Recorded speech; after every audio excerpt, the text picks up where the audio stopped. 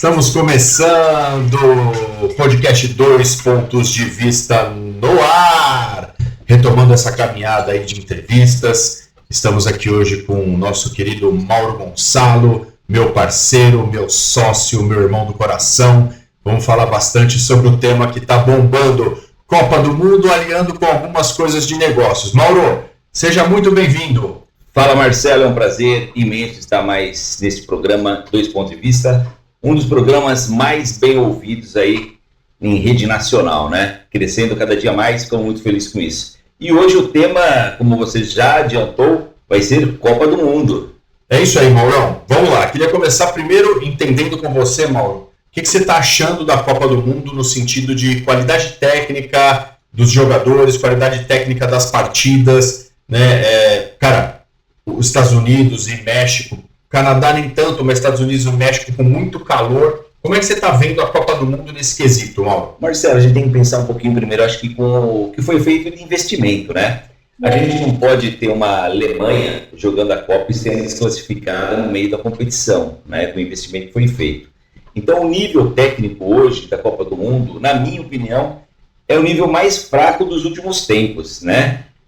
Pelos jogos que estão tendo, e fica até ruim, porque algumas pessoas ali, alguns atletas estão disputando ali a artilharia da Copa, a história da Copa, né? E fazendo, às vezes, gols em seleções que não dá para comparar com as seleções do passado, né? Ô Mauro, a intensidade, ela me parece alta em alguns jogos, né? Mas realmente, assim, eu acho que a qualidade técnica, eu acho que hoje a gente tem uma Copa com muitos jogadores, muitos times, e a qualidade de alguns times acabam favorecendo alguns jogadores a baterem alguns recordes. Você acha isso também? Eu também estou achando, por exemplo, assim, a gente não pode comparar, por exemplo, a época do Ronaldo Fenômeno, Ronaldinho Gaúcho, Romário, né, grandes atletas do futebol jogando com grandes zagueiros, Beckenbauer, né, Chaves. Então, assim, e hoje você olha, é um esporte mais competitivo, de vigor físico, né? De tamanho, os caras muito grandes, muito forte, muita força física, mas eu não vejo assim uma habilidade condizente com o que nós chamamos dos melhores do mundo contra quem eles estão jogando, entendeu? Interessante, Mauro. Me fala uma coisa, qual é a seleção que mais te surpreendeu até o momento nessa Copa do Mundo? Marcelo, aí é aquilo que eu sempre falo, né? Quando a gente fala de surpreendeu, não é o futebol mais bonito. É aquela seleção que você não esperava ver o que você está vendo, né? Porque a França você já espera que vai apresentar um futebol maravilhoso, é um time muito forte, é o favorito da Copa, né? Como nós falamos, né? Se fosse um campeonato de pontos corridos, já poderia dar taça para os caras, porque não tem como competir com eles, né? Como time, elenco todo, né? Não tem como. Mas hoje, os Estados Unidos, para mim, é a grande surpresa da Copa, né? Um esquema tático muito bem definido, jogando ali com 3 zagueiros atrás, com os 2 laterais avançando com velocidade, o meio de campo tocando a bola, fazendo facão, o centroavante fechando ali para o meio, fazendo gols bonitos, né? Gols bem elaborados, não é aquela vitória de gol de falta, gol de pênalti. É um futebol muito bem estruturado, é um futebol inteligente, como o americano gosta de fazer, né? Mauro, negativamente, quem para você é a seleção que está mais decepcionando? Não acredito que você vá falar o Brasil, porque o Brasil começou ali a 20 por hora, 25 por hora, fez um jogo razoável contra o Marrocos, depois acabou fazendo um jogo melhor contra o Haiti, mas o Haiti é tipo contra ninguém, é quase que no mar ali, na mesa do mar, é contra ninguém a favor do vento e pegando a onda, digamos, nadando a favor da onda. Né? Mas para você, assim, e o terceiro jogo, eu sei que o Brasil melhorou ali contra o time da Escócia, contra o Japão foi relativamente um bom jogo, mas a gente vai falar um pouquinho especificamente do Brasil daqui a pouco. Para você, negativamente, qual foi a seleção que você entende que deixou a desejar? Eu vejo 2 seleções hoje na Copa, né, que inclusive já saíram, né? Primeiro foi o Uruguai. Para mim foi uma decepção monstruosa o Uruguai. Até o governo cancelou o avião, né? Cada um que paga o seu para voltar. Essa eu não sabia. Cada um que paga o seu para voltar. O Uruguai foi estranho mesmo, né? O Uruguai teve um problema, parece que o treinador com os jogadores parece que entraram num atrito, algumas coisas que não foram legais, ele deixou de convocar alguns jogadores que se entendia também como importantes. A Inglaterra também aconteceu isso, Sim. deixou de convocar alguns jogadores, porém a Inglaterra ainda está caminhando. Não está aquele futebol maravilhoso, faltou alguns bons jogadores que ele deixou de fora, mas o Uruguai realmente me pareceu que havia um atrito interno muito grande, né, Mauro? Pareceu diferente, né? O Uruguai sempre é um time de raça, que brigam por todas as bolas, não tem bola perdida, e eles estavam jogando muito tranquilo, perdendo o jogo, aquela raça uruguaia que a gente sempre fala, né, em todos os lugares. Nós não vimos isso no Uruguai dessa vez. Em contrapartida, temos um México também correndo por fora, jogando um futebol muito bonito, né, muito bonito o futebol do México, feito gols aí com jogadas bem elaboradas, toque de bola, você não vê o México dar chutão, é tudo toque de bola, e jogadores ali, o 10, o 8, né, que a gente sente falta hoje na seleção brasileira, daquele 10 que a gente sempre teve, né? Hoje a gente não tem um 10, hoje a gente não tem um Zico, a gente não tem um Alex, a gente não tem um Rivaldo. Nem o Raí. Hoje tá faltando. O Paquetá, pra mim, ele não chega... Não. Ele não chega próximo, é um bom jogador, mas ele não chega próximo desses grandes ídolos que a gente teve, né? Não. Cara, Ronaldo Fenômeno, Ronaldinho Gaúcho, Rivaldo. Nossa. Olha, nas laterais Cafu, Roberto Carlos, Zico, que foi um baita de um maestro. Hoje a gente tem uma grande dificuldade para ter jogadores desse nível, né? Sim, eu vejo isso no futebol brasileiro como um todo, né? Hoje eu falo, quem é o melhor 10 do Brasil? Não é brasileiro, né? Vamos chamar o Arrascaeta. Hoje do Flamengo não é brasileiro, é o melhor 10 do Brasil. Aí você vai no goleiro do Flamengo, não é brasileiro. Aí você vai no técnico do time que está ganhando tudo aí, que ganhou bons campeonatos como o Palmeiras, o técnico é português. Aí você pega dos dois melhores zagueiros aí que vinham disputando o campeonato, que é o Gustavo Gomes e o Arboleda, os dois também não são brasileiros. Um é paraguaio e o outro é equatoriano. Ô Mauro, qual que é a sua opinião sobre essa entrada dos técnicos estrangeiros aqui no Brasil? Queria saber um pouquinho, porque muitas pessoas questionam, né? Alguns são contra. O Emerson Leão, por exemplo, foi até um pouco mal criado com o Ancelotti na apresentação do Ancelotti. Teve um evento da CBF, o Leão foi um pouquinho... cara, fez algumas declarações não tão bacanas, né? E o Emerson Leão foi um dos melhores goleiros que a gente viu na história do futebol. Foi um treinador que fez o time do Santos ganhar campeonatos importantes como brasileiro. Tinha um time muito bom com o Léo, com o Robinho, com o Diego. Foi uma geração muito bacana. Como que você vê essa entrada dos técnicos estrangeiros no Brasil? Mau preparo dos brasileiros ou realmente os técnicos estrangeiros estão na frente dos brasileiros? Eu vejo assim, se ele fosse um cara para ser técnico, tivesse patriotismo, foco, ele ia ajudar o time dele, que é a Itália. Por que a Itália não está na Copa? Lá os técnicos são melhores? Era o Gattuso lá. Então, e por que a Itália não está na Copa? Entendeu? Os técnicos de lá são melhores, né? Eles que fossem técnicos da nação de lá e ajudassem a Itália a conquistar o lugar que ela merece, que é estar numa Copa do Mundo, né? Hoje, com todo respeito, eu vejo a Bósnia jogar uma Copa do Mundo e não vejo uma Itália jogar uma Copa do Mundo, né? Parabéns para a Bósnia, sucesso, mas assim, na história do futebol não é isso que se diz. Eu prefiro o técnico brasileiro, né? Eu acredito que os times brasileiros com poder aquisitivo que puderam trazer técnicos de fora para inovar, eles trouxeram, alguns tiveram sucesso, outros não tiveram sucesso. O técnico, vamos falar do Abel Ferreira, né, técnico do Palmeiras, mas com maior poder de fogo, de dinheiro, de contratação. Então, assim, vieram outros técnicos para o São Paulo, para o Santos, Botafogo, que não deram nada certo. O Jorge Jesus no Flamengo deu muito certo. Outro time com poder econômico alto. Ou seja, tem peças para trabalhar no time.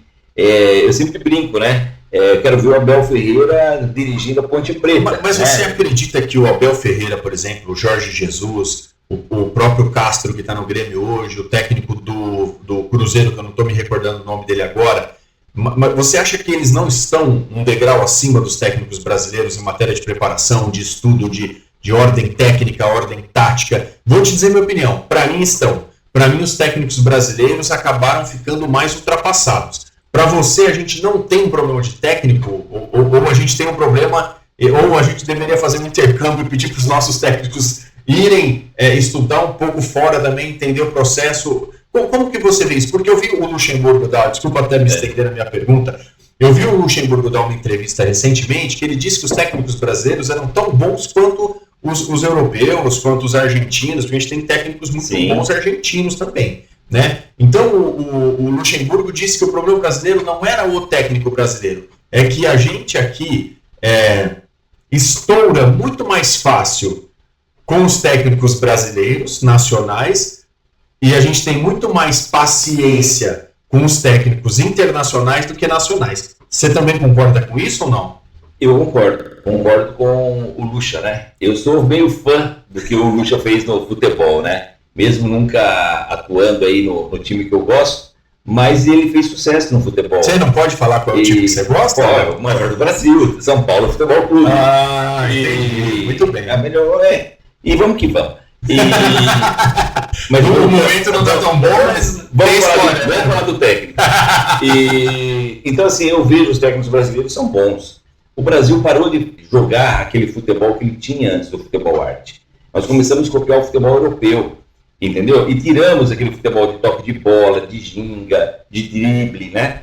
Então hoje você vê, por exemplo... Perdeu um pouco a essência. Perdeu. Eu vejo assim, hoje um lateral descendo, ou um ponta descendo. O cara chega na frente do zagueiro, ele volta a bola para trás porque ele não sabe passar pelo opositor.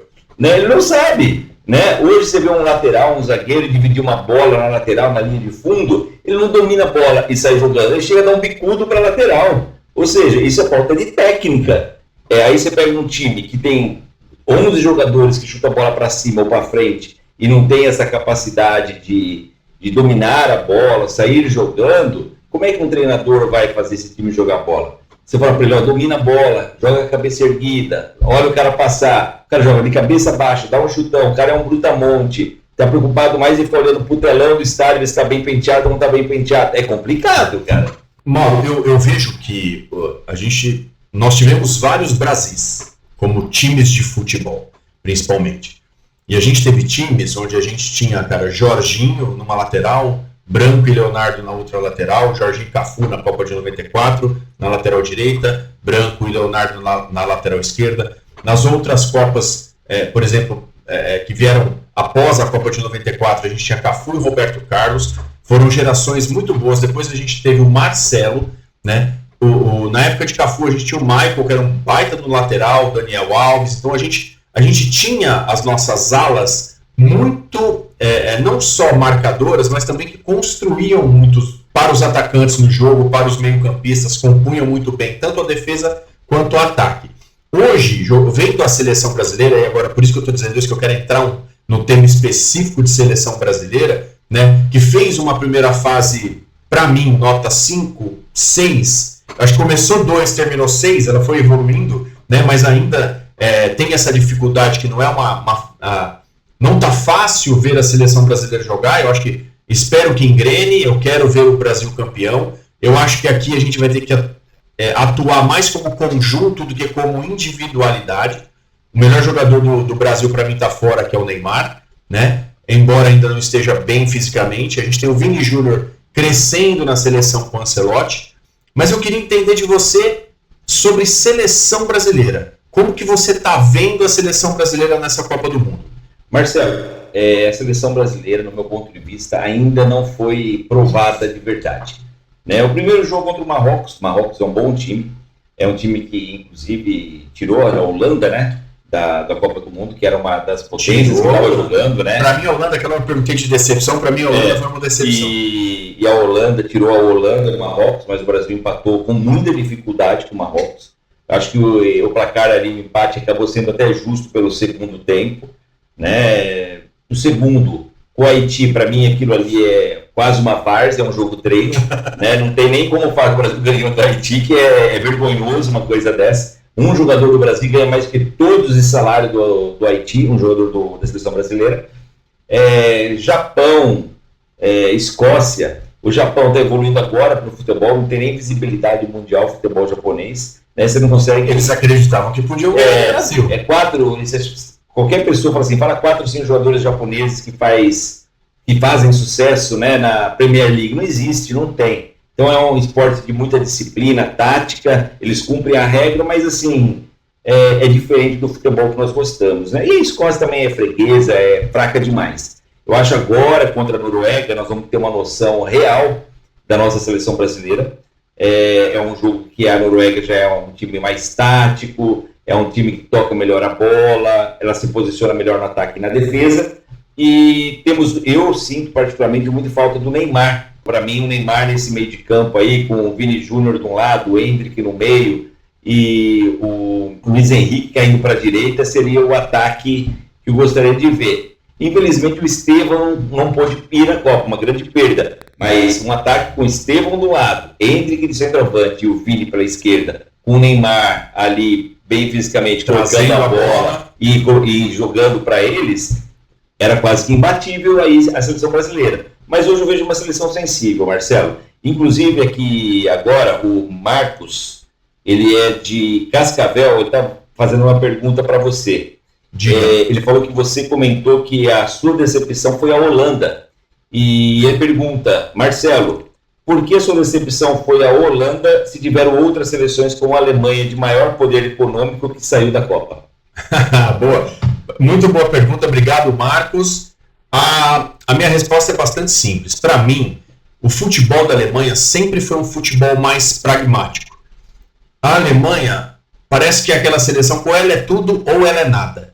Né? Então, se tem Copas que a Alemanha chega, como a Copa que ganhou do Brasil de 7-1, parece que ela chegou pronta para ganhar. Porém, depois da Copa do 7-1, parece que teve um lapso que a Alemanha mal passa da primeira fase, dessa vez passou da primeira e parou na 16 avos. Já a Holanda, dos últimos tempos, sempre tiveram jogadores e times extremamente competitivos, com um futebol mais bonito, um futebol mais elaborado.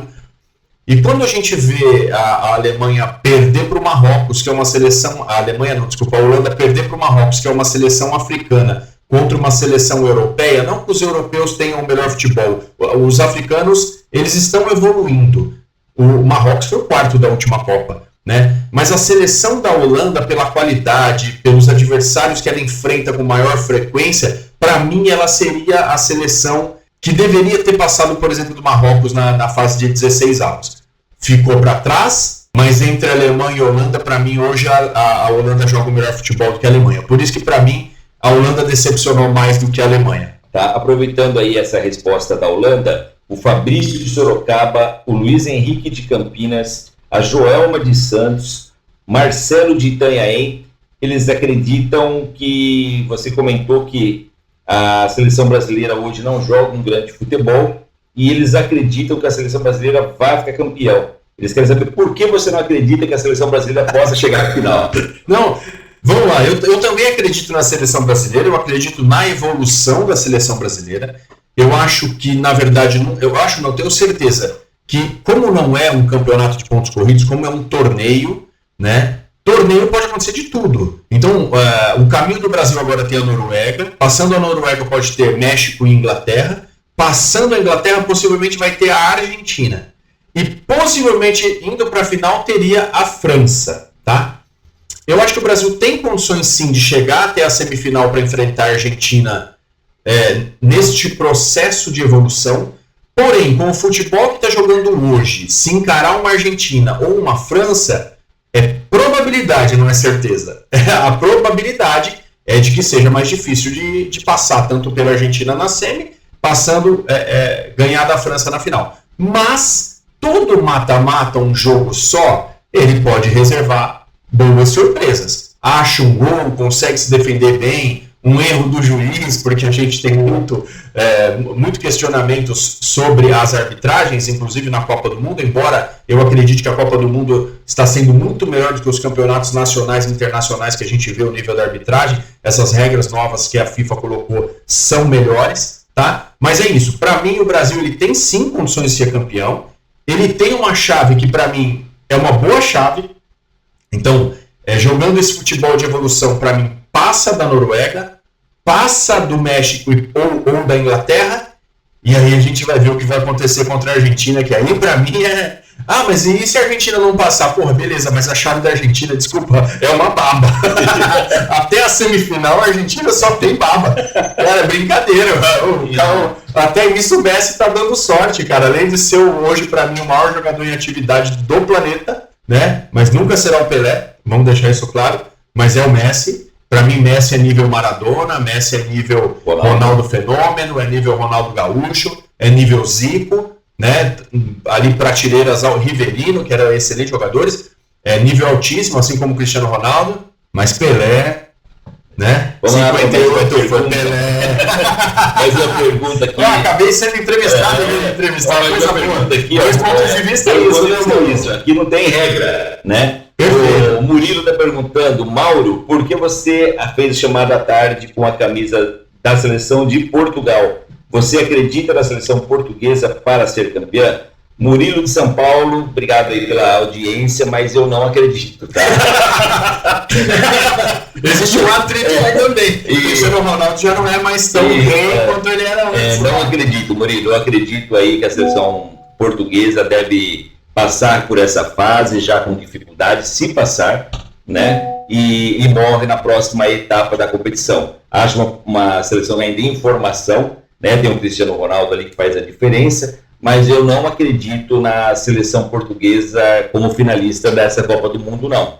Agora, se você perguntar para mim se eu acredito que os Estados Unidos vai dar trabalho até o final, eu acho que é o grande azarão dessa Copa, tá?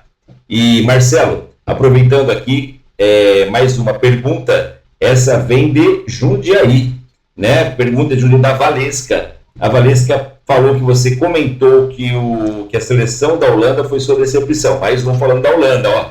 E falou que a seleção da Holanda foi decepção. Só que para ela está falando que a pior decepção dessa Copa do Mundo foi a Itália não estar participando da Copa. Cara, eu acho até que eu conversei hoje no almoço, falei um pouquinho sobre a seleção italiana. Cara, a seleção italiana, para mim, ela vem decepcionando, não é nessa Copa. Ela já tem... A estrutura da seleção italiana está desfavorecida há alguns bons anos, tá? Itália e Alemanha tinham a chance de ser pentacampeões nessa Copa. Itália nem se classificou para ela. A Alemanha saiu na fase de 16 avos. Ótimo para o Brasil, que vai continuar sendo o único penta. Espero que seja a hexa. Nossa Senhora. Estamos torcendo loucamente para que seja a hexa. Né? Haja fé, né? Haja fé, mas vamos acreditar. Evolução, como eu disse, a gente está torcendo pela evolução, né? Creio que para mim o Ancelotti tem que ficar no Brasil por mais um tempo, né? Pelo menos até mais um ciclo completo, até a Copa de 2030. Agora, a Itália é uma decepção já pelo menos há uns 8 anos, né? Não é a primeira Copa, na Copa anterior também ficou fora. Preciso checar essa informação, mas tenho quase certeza que ficou fora. O técnico da Itália disse, inclusive, que se ficasse fora dessa Copa, ele ia mudar da Itália, que era o Gattuso. Eu não sei se ele mudou, mas ele disse que ele mudaria, tá? Agora, sim, a Itália é uma grande decepção de alguns anos, né? Desde a época que ganhou o campeonato, que ganhou o Tetra, o Maserati tomou a cabeçada do Zidane, né? Naquela Copa foi o Tetra da Itália.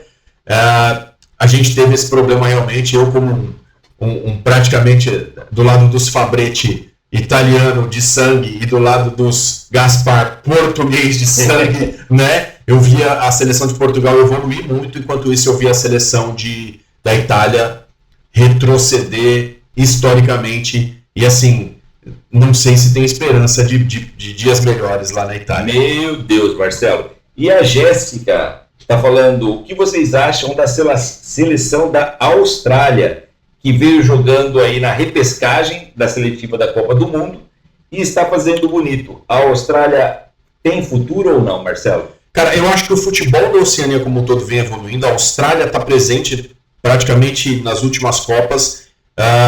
Tem um processo que a Austrália antes disputava a repescagem sempre, agora já está se classificando diretamente para as Copas. Tem um futebol fisicamente muito forte, né, jogadores muito fortes. Né? Então eu acho que essa evolução da Austrália ela vai continuar e eu acho que a gente pode ter melhores resultados.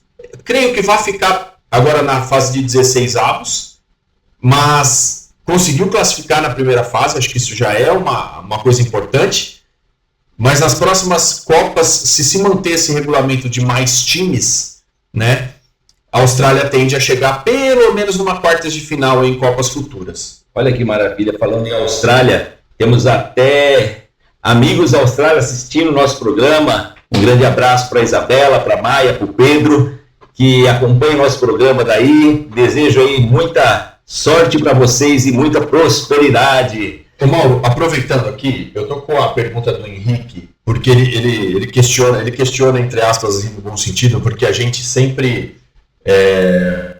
no programa fala de diversos temas. E ele quer aproveitar o futebol para falar um pouquinho sobre liderança e gestão. Eu achei bem legal isso que ele fez aqui, essa pergunta, porque ele fala assim, se você fizesse essa analogia do futebol para o mundo corporativo. Muito legal a pergunta, muito obrigado. Como ele chama?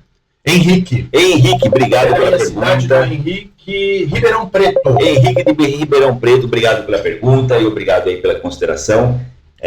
Com certeza, para fazer essa pergunta, você já acompanhou alguns editoriais nossos do passado, né? E estamos voltando aqui. Vamos falar, sim, de empreendedorismo, de empresas e processos. E respondendo a sua pergunta, ela é muito inteligente, né? Pelo seguinte, sempre, em qualquer lugar que nós trabalhamos em grupo, qual é o primeiro ponto de vista que nós temos que tomar atenção? Primeiro ponto de vista, se você quer cuidar da sua empresa, cuidar do seu time, você tem que tratar bem as pessoas, né? Se você não tem gestão de pessoas, você não tem como cobrá-las. Né? Quando eu falo cobrá-las, não é no sentido de autoridade de cobrança, mas é sim levar elas pelo exemplo, né? Do que você faz, do que você entrega, o seu modelo de gestão, seja no futebol, seja na empresa. As pessoas hoje, diferentemente do passado, elas sentem a necessidade de se fazer pertencente àquilo que ela está entregando. Então, assim, eu trabalho então em empresa. Se ela sente que ela é pertencente àquele meio, né, tipo assim, eu pertenço a isso, eu sou importante, faço parte do processo, eu sou uma engrenagem que faz isso funcionar, e ela é reconhecida por isso, não só financeiramente, estrategicamente, né, dentro da empresa, do mundo corporativo, que ela pode ver ali daqui a um ano como ela vai estar, daqui a 3 anos, um processo de liderança amplo, e eu sempre costumo falar, e transparente na forma de gestão. Porque hoje a maioria das empresas, infelizmente, né, elas contratam profissionais que não estão preparados para aquele momento, né, para aquela situação. Por exemplo, uma contratação de um grande jogador para chegar no time, ou de um grande diretor para chegar numa empresa, ou de um grande gestor. Se você traz uma pessoa com um salário muito diferenciado, você tem que mostrar para aquela equipe por que aquela pessoa está vindo.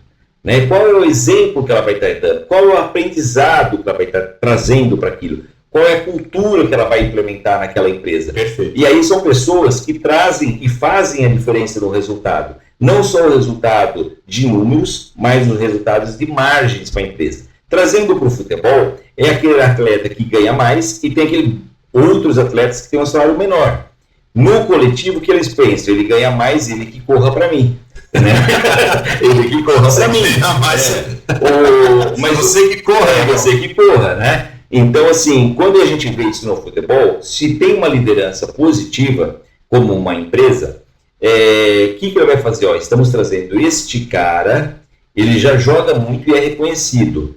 Ele jogando com você, você vai crescer como ele. E você vai jogar muito mais. A bola vai chegar mais redonda para você, você vai receber um lançamento melhor, ele vai te deixar na posição de fazer um gol toda hora. Possivelmente você vai correr menos, porque o traçado da bola do cara inteligente é diferente, né? Então, assim...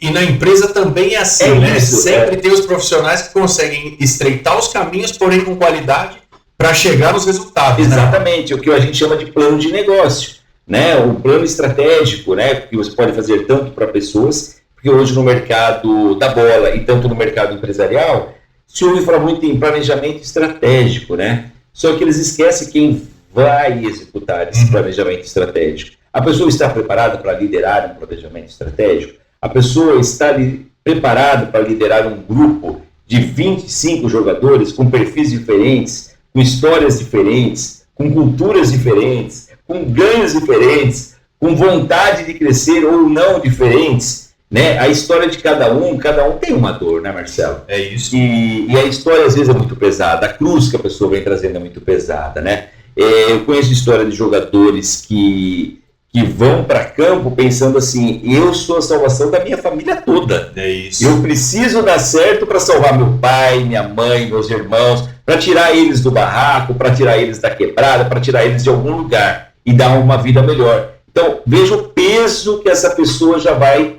para entrar em campo. Então, o cara está ali pensando em tudo isso. E você... A pressão que ele tem é altíssima, né, irmão? E você que mora em São Paulo, nas grandes capitais também, 5 horas da manhã, para na frente do metrô ou da terminal rodoviário e vê a carinha daquelas pessoas que estão indo trabalhar, com a bolsinha, com a marmitinha, levando no bolso, mas o cara não está indo trabalhar, ele está olhando ali a foto da família dele, falar, essa galera aqui tem que comer, eu até me arrepia, mas tem que comer, então ele está pensando no filho dele, que ele está lá, então ele não está indo lá para trabalhar 4 horas da manhã, 5 horas da manhã, ele está indo buscar o sustento da família dele. E no futebol é a mesma coisa, o cara está correndo pensando na família dele. Então, assim, decisões bem elaboradas, pensando em pessoas, pensando em estratégia, faz com que os resultados sejam diferentes. Bom, aproveitando, queria fazer mais uma pergunta aqui que veio de Niterói, Fernando, Rio de Janeiro, Niterói. Cara, essa aqui é interessante, porque ela é uma mistura de várias coisas, incluindo política, né? Então aqui, como tome água, como a gente fala sobre tudo, né? É interessante. Enquanto você estava falando, eu estava lendo a pergunta dele para entender, porque ele faz um paralelo aqui entre o custo de uma Copa do Mundo, tudo que se gasta para se ter uma Copa do Mundo, porém é um evento que se traz muito faturamento, com muito dinheiro circulando de patrocinadores e etc. É algo bilionário que se tem numa Copa do Mundo, tanto nos custos quanto nas arrecadações. E ele diz assim, cara, o Brasil ele para ver a Copa do Mundo, né? Muitas vezes ele para, as empresas param e etc e tal. Porém, ele me diz de um dado aqui que ele traz para mim, de que estamos no pior momento do endividamento do povo brasileiro, né? Os bancos com as maiores, com a maior dificuldade de trazer, de fazer com que os brasileiros consigam pagar suas dívidas e etc e tal. E ele diz, será que deveríamos estar tão preocupados com a Copa do Mundo enquanto o povo, infelizmente, está vivendo o seu pior momento de endividamento, para prosperar como povo em si? Cara, me fala um pouquinho sobre essa questão da dificuldade do povo brasileiro de conseguir prosperar. Acho que a palavra prosperidade ela é um problema do latino, né? O povo latino-americano ele tem uma dificuldade de enxergar e falar um pouquinho sobre prosperidade. Por quê? Porque a prosperidade está ligada com algo a mais da maneira que a pessoa é criada, do histórico das pessoas. Nós estamos falando de Brasil, como você citou a pergunta do colega. Quando a gente fala do Brasil, vamos buscar um pouquinho da história, né? Como o Brasil foi estruturado, montado, né, colonizado, como que foi? O que tinha aqui? Tinha índios, escravos, pessoas sofrendo. Então, assim, nós estamos vindo de uma galera que trocava as coisas, as riquezas do Brasil por alguma coisa que eles traziam de fora, né? Às vezes era ouro por pente, né? Então, e às vezes o brasileiro... Pente eu não preciso não, pente... Mas assim, o povo ele tem uma limitação, às vezes, de conhecimento, né? E não é culpa deles, né? É culpa por tudo que o brasileiro foi acostumado a viver no improviso, né? Tivemos aquela época que as pessoas falavam que levava vantagem em tudo, a lei de Gerson, né? Que era... A lei de Gerson ficou muito famosa ali, anos 70, 80, né? Se falava-se muito nisso, e as pessoas se preocupavam mais... às vezes com o benefício que uma empresa traria para ela, como uma cesta básica, um plano de saúde, do que propriamente o salário, né? O salário era uma composição de várias coisas que tinham na época. E o CLT foi uma maneira de, entre aspas, vou colocar, uma maneira de escravidão moderna, vamos chamar assim, porque limitou o ganho de várias pessoas, principalmente as pessoas que mais necessitavam de salário. Os impostos são altíssimos, né? Você acaba pagando imposto, o cara que é o CLT aí já tem um desconto de 27%, ele vai comprar um carro, paga imposto, ele vai licenciar o carro, paga o imposto, e é o IPVA, e é o IPTU, aí ele quer dar uma escola melhor para o filho, tem que pôr escola particular, paga educação, Então, assim, saúde, enfim, educação. E as pessoas que podem hoje vão para um edifício bom ou vão para um condomínio fechado para mais segurança, usa um carro blindado, enfim. E a maioria das pessoas não tem essa vantagem financeira para poder correr, né? Então fica muito difícil a gente trabalhar aí falar de prosperidade no ambiente que a gente está falando ainda na falta de comida. Mauro, o Brasil tem jeito, Mauro? O Brasil tem jeito se o brasileiro mudar, né? Eu acho que o brasileiro ele é muito inteligente, ele é muito criativo, né? Trabalhador. O brasileiro de resiliência e resistência. O brasileiro é um cara bom, né? O brasileiro é um cara bom, é um cara alegre, é um cara divertido. E o brasileiro quer trabalhar, né? Quer trabalhar. No fundo, algumas coisas incentivam o brasileiro a não trabalhar, né? Para ficar dependendo de algumas coisas que nós temos aí. Mas o brasileiro ele quer trabalhar, ele quer uma vida melhor, né? Só que ele tem que ser educado para isso. E eu não vejo, por exemplo, hoje as escolas públicas, particulares, algumas particulares já, ok, mas as escolas estaduais, municipais, dando aula de empreendedorismo, por exemplo, né? Tá dando aula da história, de repente, com uma identidade aí de gênero, vamos falar assim, né? Eu acho que não é nem muito isso, mas vamos falar assim como exemplo, vamos pôr uma aspas aí para exemplificar. Mas eu acredito que, por exemplo, deveria ter aula de empreendedorismo, né? Como empreender, como usar o dinheiro, como é que você vai juntar dinheiro, onde você aplica o dinheiro, como você guarda o dinheiro, como você multiplica, qual a margem do produto, quanto aquele imposto incide no seu produto, sabe? Para as pessoas já ir crescendo com aquela visão de empreendedor. Eu gostaria de ser um arquiteto, né? Pois, o arquiteto ele tem que vender projetos. Todos nós somos vendedores. Todos. Né? Todos somos vendedores. Se você não souber vender o seu projeto de arquitetura, você não é um arquiteto bem-sucedido. Né? Se você não souber vender seu plano odontológico, você não é um dentista bem-sucedido. Se você não é um médico com visibilidade, bons trabalhos e sabe vender bem essa imagem, você não é um médico bem-sucedido. Então, assim, todos nós somos vendedores. Né? E o vendedor, quando falando no âmbito geral, todo mundo que precisa fazer negociar, às vezes ele vira vendedor na vida por falta de opção de trabalho. Por que eu estou falando disso? Porque isso tem a ver com o mental, né? Que foi a pergunta do início. Né? Veja bem, se o cara é vendedor é porque ele não conseguiu ser nada. E pelo contrário, o vendedor é o cara que faz tudo. Né? Seja de qualquer... Hoje eu acho que marketing e vendas, Mauro, são especiais para qualquer companhia, cara. Eu acho que se você tem um marketing que produz para geração de leads, que produz para geração de conteúdo, que produz para geração de ferramentas para que os vendedores possam executar um bom discurso, executar uma boa venda com produtos de qualidade, com transparência, né? Então, eu acho que isso faz muita diferença no mercado corporativo hoje. Sem dúvida. Hoje você pega aí uma marca de body splash que saiu no mercado aí há pouco tempo, com uma influencer aí digital muito forte, né? Essa é famosa. E se criou fila para comprar um body splash dentro do shopping center. Entendeu? Ou seja, qual é a necessidade de vida de uma pessoa sair correndo para comprar um body splash? Ela entende o poder do marketing. Exatamente. Essa senhorita hoje. Ela cria necessidades. Entende o poder do marketing, cria necessidades, conseguiu ter um caminho muito próspero para aquilo que ela acreditava, né? E ela fez muito bem feito, né? Muito bem feito. Então, assim, o que ela é? Ela é uma grande vendedora. Entendeu? Ela vende tudo. Ela vai viajar, ela está vendendo o que ela está viajando, para onde ela vai, tudo ela vende o tempo todo. Então, o Chacrinha, né? Lá atrás falava, quem não se comunica se trombica. Era a conversa dele, né? Era isso. E aí, tipo assim, a gente fica pensando, né? Hoje, as pessoas que têm o poder da comunicação levam uma vantagem como antes? Não.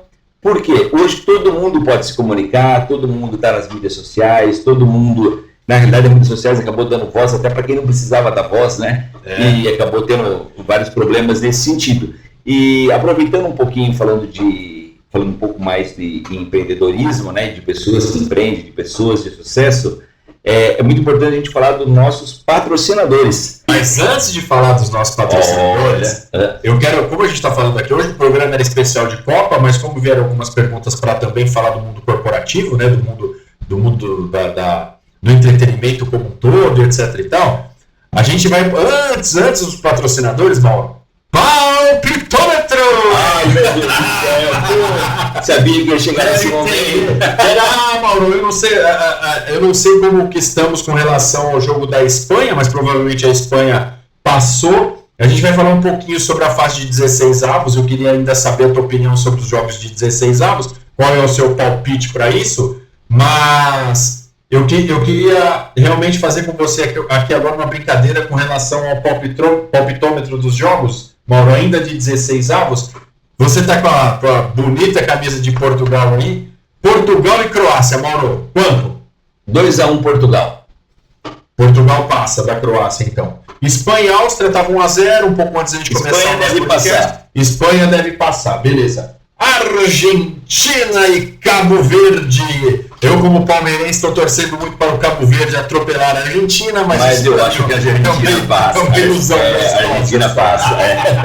A Argentina passa. Muito bem. Austrália e Egito, Maurão. A Austrália passa de 16 avos. Egito é uma seleção que tem Mohamed Salah. Mas eu vou torcer. Aí já é torcida. Aí não consigo nem dar palpite num jogo desse. Mas eu vou torcer para a Austrália. Vai torcer? Eu também vou torcer para a Austrália, embora eu seja muito fã de Mohamed Salah. Jogo xoxo pra caramba, pra quem é brasileiro, baita jogo xoxo. Suíça e Argélia. Eu acho que a Suíça deve levar com facilidade esse jogo. Né? Boa. E nossos gloriosos companheiros de América do Sul, Colômbia, vai pegar mais um africano, Gana. Gana é um time bastante rápido, mas a Colômbia tem excelentes jogadores, principalmente no ataque. Eu acho que é um jogo que empata, prorrogação e pênalti. Empate, prorrogação e pênalti, mas quem passa? Quem passa... Colômbia ou Gana? Eu acho que eu vou, como torcedor, Colômbia. Também estou torcendo para a Colômbia. Espero que a Colômbia passe. E agora já projetando as oitavas de final de quem já se classificou. Bora, Canadá e Marrocos. Marrocos passa. Marrocos também para mim é uma boa seleção, embora Canadá esteja jogando em casa. Paraguai e França, por todas as probabilidades. Acho que já passou. Acredito. O Paraguai vai ter que encaixar uma defesa. Duas linhas de 5 sem atacante ali. Para levar para os pênaltis. França com facilidade. Muito bem. Brasil e Noruega. Esse jogo eu tenho um pouquinho de medo, mas o Brasil passa. O Brasil nunca ganhou da Noruega, vai ganhar agora nessa Copa. Mas se a gente lembrar, acho que foi em 98, 2002, que eles jogaram ali, o Brasil jogou o último jogo na Noruega, o time reserva que estava classificado. Então pode ser que faça sentido, mas eu vou apostar no Brasil, não tem como, né? Muito bem. Maurão. Mas queria Neymar no time. México e Inglaterra. México passa. México passa? México passa. Teríamos um Brasil e México nas quartas de final? México. Aí já não sei o que pode acontecer. Acho que o México tem que ir para os Estados Unidos, pelo que eu estava vendo na tabela, pegar o Brasil. É difícil. Bom, não sei. Vamos ver. Cara, eu não sei quem passa Inglaterra e México. Eu vou no México. Acho que o México tem um futebol mais bonito, a Inglaterra está com um futebol mais complexo. Vou torcer para o México também. Estados Unidos e Bélgica. Já adianto, vou torcer para os Estados Unidos da América. Por quê? Porque depois da França, para mim, foram os jogos mais bonitos que eu vi. No jogo de ontem, os Estados Unidos teve um jogador expulso e mesmo assim continuou jogando melhor contra a Bósnia. E eu entendo que os Estados Unidos vai passar. Bom, teremos umas quartas de final já com seleções mais, possivelmente mais parrudas, né, com mais tradicionais. Então, acho que a partir das quartas de final, a gente pode aqui, mesmo quando a gente estiver fazendo o próximo programa na semana que vem, a gente pode voltar no final do programa sempre com os palpitômetros. Exatamente. Falando um pouquinho agora daqueles que acreditam realmente no podcast. Vamos falar dos nossos patrocinadores. Opa, que coisa maravilhosa! Quem será que tá aí?